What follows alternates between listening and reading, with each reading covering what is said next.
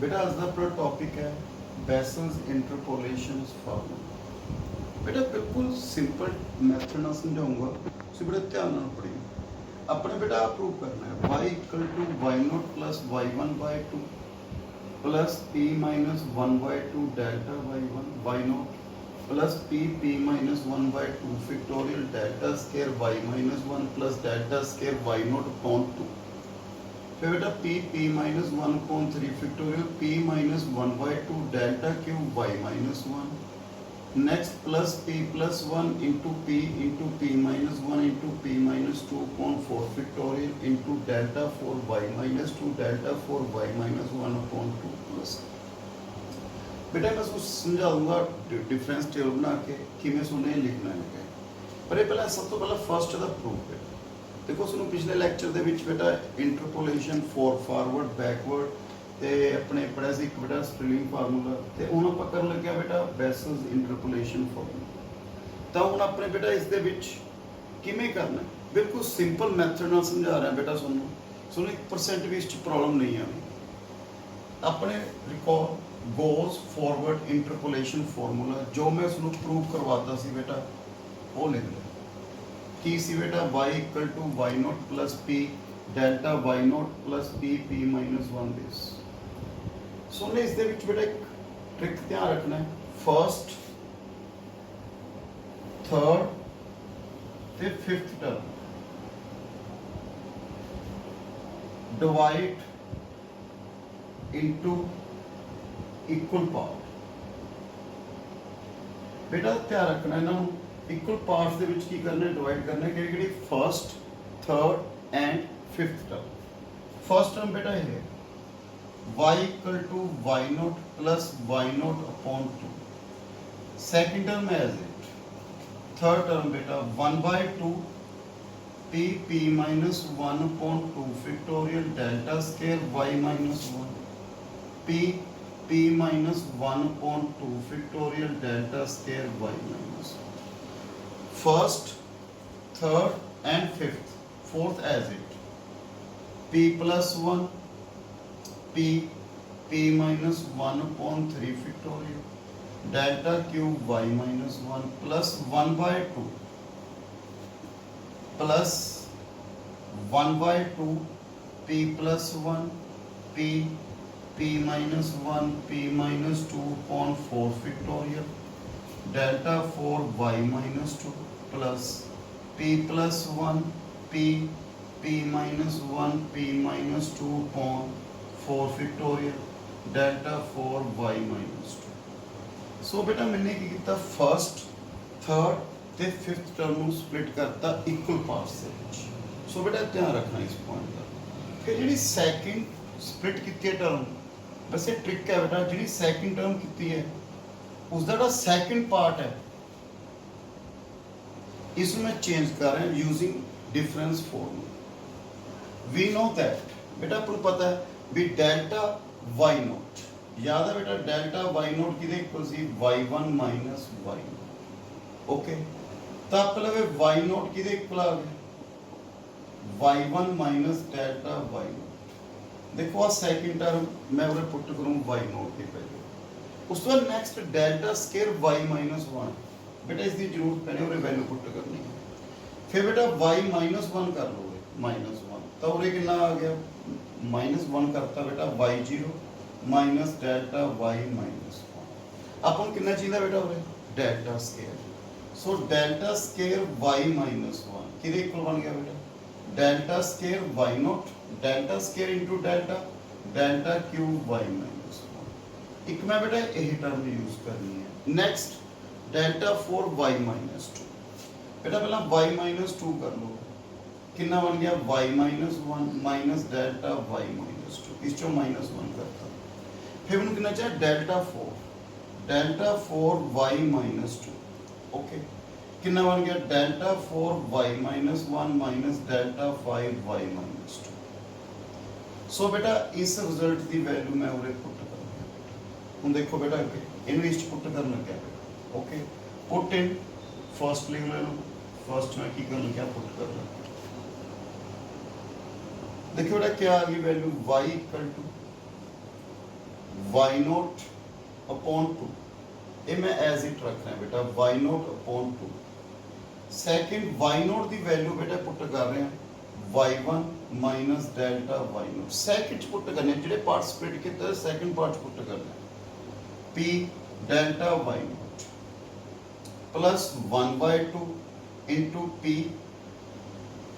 P minus one upon two factorial delta four y minus one plus one by two p p minus one upon two factorial second value delta square y minus one delta square y naught minus delta cube y minus one.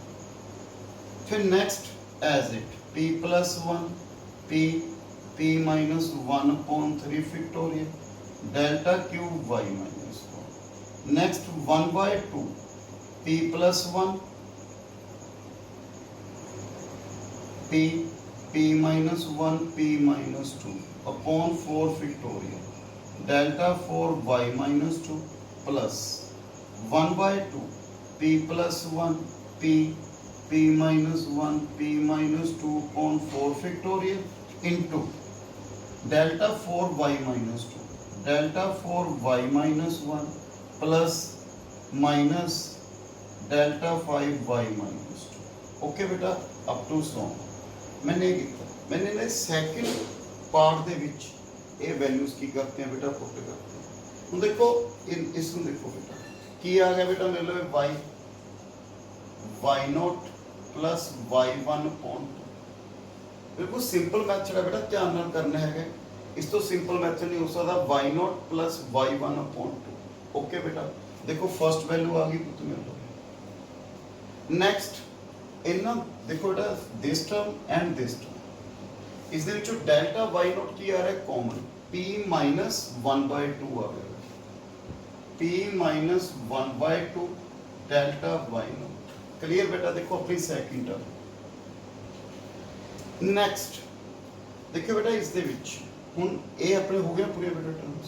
हुन इन्हां दोनों ਨੂੰ देखना बेटा delta 4y minus delta देखो अपने terms आ गए डेल्टा स्केयर वाई नॉट ते delta square y minus one. पूरे बेटा डेल्टा स्केयर होना है तो मिस्टेक होगी डेल्टा फोर इक्वल चेक करना बेटा बेटा और फोर लिखता सी गलती ना डेल्टा स्केयर है बेटा डेल्टा स्केयर। बेटा इन बोथ टर्म से देखो दिस एंड दिस की कॉमन आ रहा है बेटा मेरे को p minus one p। Okay p minus p p minus one upon two factorial common आ गया। ओके बेटा ध्यान देखो both term p minus one upon two factorial common आ गया कितना आ गया बेटा delta square y minus one delta square y naught upon two. Clear है बेटा देखो आ टर्म भी अपना। Next delta cube in both बेटा देखो आ टर्म्स हो गए ना बेटा दोनों अपना। हुन इस this term and this term इस दे विचों की कॉमन आ रहा है बेटा p माइनस वन। देखो बेटा और कैलकुलेशन कर रहे हैं p minus one. Okay upon two factorial है बेटा टू इंटू टू कितना हो गया फोर नीचे कितना बेटा थ्री फैक्टोरियल। देखो ये करके आ रहा है बेटा p माइनस वन कॉमन कर ले ते नाल कितना रह गया और p plus one upon six three factorial बेटा थ्री फैक्टोरियल माइनस मैं कॉमन कर लिया बेटा और कितना रह गया वन बाय फोर आ कॉमन ही है बेटा delta cube y minus one. Okay बेटा इस चो p minus one upon three factorial common कर लिया कितना आ गया p plus one minus six by four. ठीक है delta cube y minus one three by two one minus three by two कितना हो गया बेटा minus one by two. So मेरे लिए कितना आ गया p minus one by two upon three factorial delta cube y minus one. So बेटा मेरे लिए ये वैल्यूज आ गए देखो आप पूरे पहुंच गए बेटा। Next in both delta four की आ गया बेटा common p plus one p minus one p minus two upon four factorial. मेरे लिए कितनी वैल्यू आ गई बेटा delta four y minus two delta four y minus one upon two. बेटा मेरे लिए wait and up to so बेटा बिल्कुल सिंपल मैथड ना समझाया मैं हूँ मैं टेबल ना समझाने लगे पहले देखो क्लियर है बेटा स्टेप कुछ नहीं पहला forward difference formula interpolation formula cut के बेटा उत्थे first third fifth term equally divide करते हैं उस तो सैकेंड पार्ट जिहड़ा हैगा इक्वल टर्म डिवाइड किया उत्थे बेटा आप डिफरेंस फॉर्मूले जिहड़े हैगे अपने वो अप्लाई करके कैलकुलेशन करनी है बिल्कुल सिंपल हूँ टेबल ना समझो तो टेबल ना किवें समझा रहे हैं अपन x y x minus 3 x minus 2 x minus 1 x naught x1 x2 x3 up to so ठीक है बेटा y दे x के corresponding value y minus 3 y minus 2 y minus 1 y naught y1 y2 y3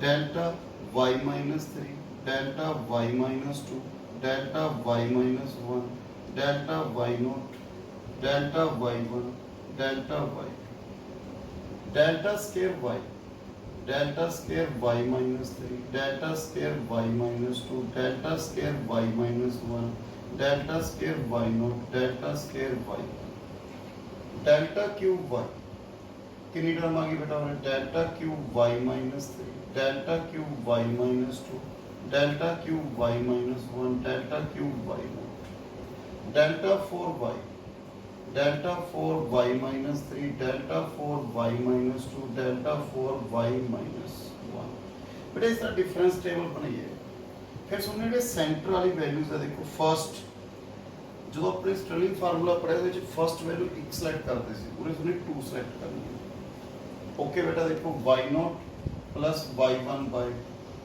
उसका next single value delta y0 फिर बेटा 2 values delta square y minus 1 plus delta square y naught upon 2 फिर बेटा single delta cube y minus 1 उसका बेटा next 2 values delta 4 y minus 2 next बेटा इस तरह चली है हम मैं इसकी एक एग्जांपल करवाने लगे हैं बेटा देखो बेटा एग्जांपल अपन कर लगे हैं इसकी फर्स्ट फाइंड ए पॉलिनोमियल अपने पॉलिनोमियल फाइंड करना बेटा यूजिंग बेसल्स इंटरपोलेशन फार्मूला ठीक है अपना डाटा गिवन है बेटा x ते y मैं टेबल क्रिएट कर लिया delta y delta square y delta cube you know p किदे इक्वल सी बेटा x minus x naught upon h बेटा ਆਪਾਂ ਉਰੇ x naught ਤੇ y naught ਦੀ ਵੈਲਿਊ ਕਿਉਂਕਿ ਆਪਾਂ ਨੂੰ y naught y1 ਦੀ ਵੈਲਿਊ ਚਾਹੀਦੀ ਆਪਾਂ x naught ਕਿਹਨੂੰ ਸਿਲੈਕਟ ਕਰ ਲਿਆ ਬੇਟਾ x minus 3 डिफरेंस कितना है बेटा 1 सो मेरे वैल्यू कितनी आ गई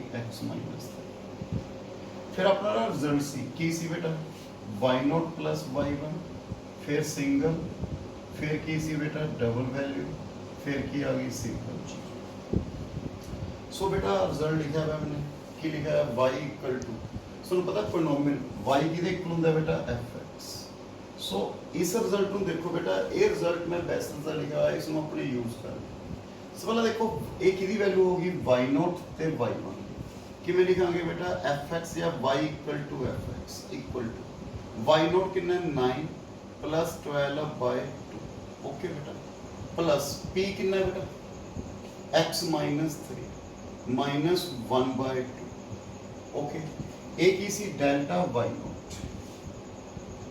plus p x minus 3 x minus 4 upon 2 factorial delta square y delta square y minus 1 delta square y naught upon 2 अगे बेटा 0 क्लियर है बेटा स्टेप कितना आ गया 21 by 2 plus 6 minus 1 x minus 7 by 2 into 3 plus x square minus 7x plus 12 by 2 मिल गए value कितना आ गया देखिए बेटा 21 प्लस 3x 6x हो गया बेटा 12 से रख लिया 6x माइनस 20 प्लस x के minus 7x plus 12 into 1 by 2 मैं 2 की रख लिया बेटा और एलसीएम रख लिया 3x इंटू 2 6x